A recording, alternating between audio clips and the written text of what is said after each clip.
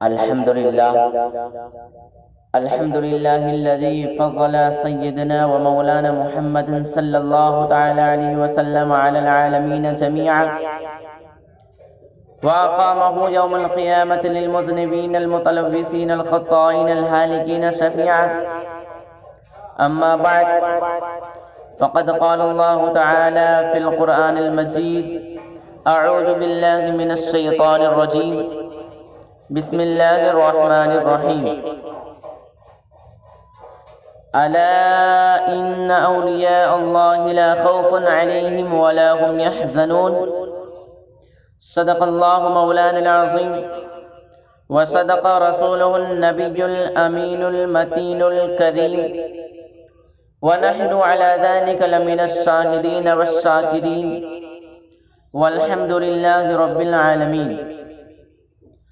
محترم حاضران مجلس، ہر مقرر، ہر واعظ خطبہ مسنونہ کے بعد کسی نہ کسی آیت کریمہ یا حدیث پاک کو عنوان سخن بنایا کرتا ہے. اسی قانون اور ضابطے کے تحت میں نے بھی قرآن مقدس کی ایک مشہور و معروف آیت کریمہ تلاوت کرنے کا شرف حاصل کیا اور اسی آیت کریمہ کو عنوان سخن بنایا ہے.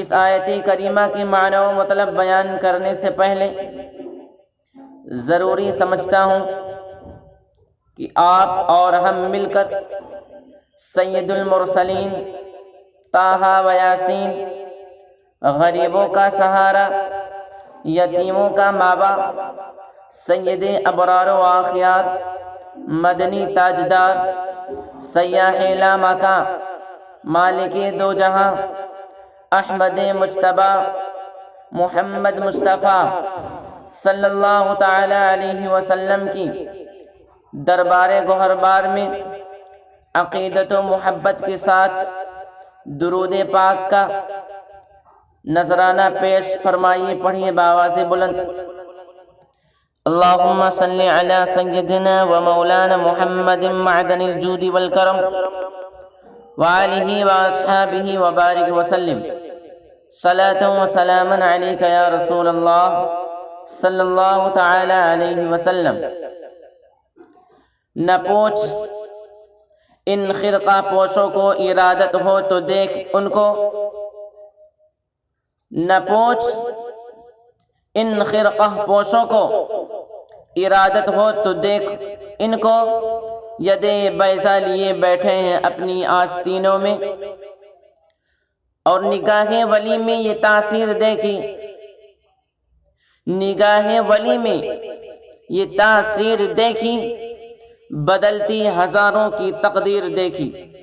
محترم سامعین کرام، ابھی میں نے قرآن مقدس کی جو آیت کریمہ تلاوت کی ہے: الا ان اولیاء اللہ لا خوف علیہم ولا هم یحزنون. خبردار ہو جاؤ، جو اللہ کے ولی ہوتے ہیں نہ انہیں کوئی خوف ہے نہ کوئی غم، اس لیے کہ جو اللہ کے ولی ہوتے ہیں اسے اللہ کی رضا حاصل ہوتی ہے، اور اللہ کی رضا سب سے بڑی نعمت ہے، اللہ کی رضا سب سے بڑی دولت ہے، اللہ کی رضا سب سے بڑی طاقت ہے، اللہ کی رضا سب سے بڑی قوت ہے، اللہ کی رضا سب سے بڑی عظمت ہے، اللہ کی رضا سب سے بڑی رفعت ہے،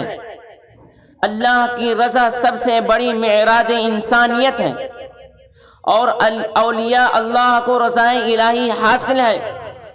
جو اللہ کے ولی ہوتے ہیں کسی سے نہیں ڈرتے، جو اللہ کے ولی ہوتے ہیں وہ شہنشاہ وقت سے بھی نہیں ڈرتے، جو اللہ کے ولی ہوتے ہیں وہ کسی طاقتور سے نہیں ڈرتے، جو اللہ کے ولی ہوتے ہیں وہ جابر سے نہیں ڈرتے، جو اللہ کے ولی ہوتے ہیں کسی درندے سے نہیں ڈرتے، جو اللہ کے ولی ہوتے ہیں سانپ اور اژدہا سے نہیں ڈرتے، جو اللہ کے ولی ہوتے ہیں کسی شیر اور چیتا سے نہیں ڈرتے، جو اللہ کے ولی ہوتے ہیں دریا کی طغیانی سے نہیں ڈرتے، جو اللہ کے ولی ہوتے ہیں آندھی اور طوفان سے نہیں ڈرتے، اس لیے کہ جو اللہ کے ولی ہوتے ہیں وہ اللہ سے ڈرتے ہیں، دنیا کی کسی چیز سے نہیں ڈرتے، بلکہ دنیا کی ہر چیز اللہ کے ولی سے ڈرتی ہے۔ سبحان اللہ۔ ولی کی پہچان یہ ہے کہ ان کا چہرہ دیکھنے سے خدا یاد آئے، ولی کی پہچان یہ ہے کہ ان کی زندگی کا ہر لمحہ سنت مصطفیٰ پر گزرے، ولی کی پہچان یہ ہے کہ پرخار وادیوں میں نگاہ شفقت ڈالے تو لال ازار بن جائے، ولی کی پہچان یہ ہے کہ ان کی زندگی کا ہر کام رضائے الہی کے لیے ہو، ولی کی پہچان یہ ہے کہ کسی سے دشمنی کرے تو اللہ کے لیے کرے اور کسی سے دوستی کرے تو اللہ کے لیے کرے، ولی کی پہچان یہ ہے کہ نعمتیں ملے تو شکریہ ادا کرے اور نعمتیں نہ ملے تو بھی شکریہ ادا کرے، ولی کی پہچان یہ ہے کہ ہر حال میں رضائے الہی پر راضی رہے، ولی کی پہچان یہ ہے کہ کسی بھی حالت میں زبان پر شکوہ و شکایت نہ لائے، اس لیے کہ جو اللہ کے ولی ہوتے ہیں وہ صبر و شکر کا سراپا مجسمہ ہوتے ہیں۔ سبحان اللہ سبحان اللہ۔ حدیث قدسی ہے، اللہ سبحانہ و تعالیٰ کا فرمان مبارک ہے، جو میرا ولی ہوتا ہے میں اس کا پیر بن جاتا ہوں، جس سے وہ چلتا ہے میں اس کی زبان بن جاتا ہوں، جس سے وہ بولتا ہے میں اس کا کان بن جاتا ہوں، جس سے وہ سنتا ہے میں اس کی آنکھ بن جاتا ہوں، جس سے وہ دیکھتا ہے۔ برادران ملت، حدیث مذکورہ سے معلوم ہوا کہ ولی کا چلنا حقیقت میں خدا کا چلنا ہے، ولی کا دیکھنا حقیقت میں خدا کا دیکھنا ہے، ولی کا سننا حقیقت میں خدا کا سننا ہے۔ اسی طرح جو ولی کہہ دیتا ہے وہ ہو کر رہتا ہے، ولی اگر پتھر کو سونا کہہ دے تو وہ سونا بن جاتا ہے، ولی اگر دریا سے راستہ دینے کے بارے میں کہتا ہے تو وہ راستہ دے دیتا ہے، اس لیے کہ زبان تو ولی کی ہوتی ہے، حقیقت میں وہ بات خدا کی ہوتی ہے، اس لیے ولی جو کہتا ہے وہ ہو کر رہتا ہے۔ اللہ سبحانہ و تعالی اپنے فضل و کرم سے اپنے اولیاء کو اختیار عطا فرما دیا، ہر دور میں ولی کا ہونا بہت ضروری ہے، ہر ملک میں ولی کا ہونا ضروری ہے، ہر شہر میں ولی کا ہونا ضروری ہے، جس کے ماتحت اس شہر کا نظام چلتا ہے، جس کے صدقہ و طفیل میں اللہ سبحانہ و تعالی رحمتیں نازل کرتا ہے، جس کے وجود کے سبب اللہ سبحانہ و تعالی آنے والی آفات کو دور فرماتا ہے، جس کے وسیلے سے اللہ سبحانہ و تعالی دعائیں قبول فرماتا ہے، جس کے وسیلے سے نامرادوں کو مرادیں ملتی ہیں، جس کے وسیلے سے انسان کا ایمان محفوظ ہو جاتا ہے، دنیا سے برائیاں ختم کرنے کے لیے اللہ سبحانہ و تعالی ولیوں کو بھیجتا ہے، جو تلواروں سے نہیں بلکہ جسم بصیرت سے تبلیغ کرتے ہیں اور دنیا والوں کو راہ راست پر لاتے ہیں۔ سبحان اللہ۔ برادران ملت اسلامیہ، جو خرق عادات اولیاء اللہ سے صادر ہو وہ کرامت کہلاتی ہے، اگر وہی کسی کافر اور مشرک سے صادر ہو تو اس کو استدراج کہلاتا ہے۔ اس لیے ولی کے لیے یہ شرط نہیں ہے کہ اس سے کرامت صادر ہی ہو، اگر اس سے صادر ہو جائے تو یہ اللہ تبارک و تعالی کی بہت بڑی مہربانی ہے، بلکہ ولی کی شان تو یہ ہے کہ اپنی زندگی کو سنت مصطفیٰ پر ڈھال دے، کیونکہ یہ کسی کافر مشرک سے نہیں ہو سکتا۔ ایک مرتبہ حضرت رابعہ بصری رضی اللہ تعالی عنہما دریا کے کنارے سے جا رہی تھیں، ایک اللہ کے ولی اپنی کرامت دکھانے کے لیے دریا پر مصلی بچھا کر نماز ادا کرنے لگے۔ حضرت رابعہ بصری رضی اللہ تعالی عنہما ولیہ تھی، آپ نے اس ولی کے سر کے اوپر فضا میں اپنا مصلی بچھا کر نماز ادا کرنے لگی۔ اس ولی کو بہت تعجب ہوا، کہنے لگا کہ آپ کون ہیں؟ حضرت رابعہ بصری رضی اللہ تعالی عنہما عاجز و انکساری سے کہنے لگی، میں اللہ سبحانہ و تعالیٰ کی ایک بندی ہوں، لیکن تم نے جو کر کے دکھایا وہ ایک مچھلی بھی کر سکتی ہے،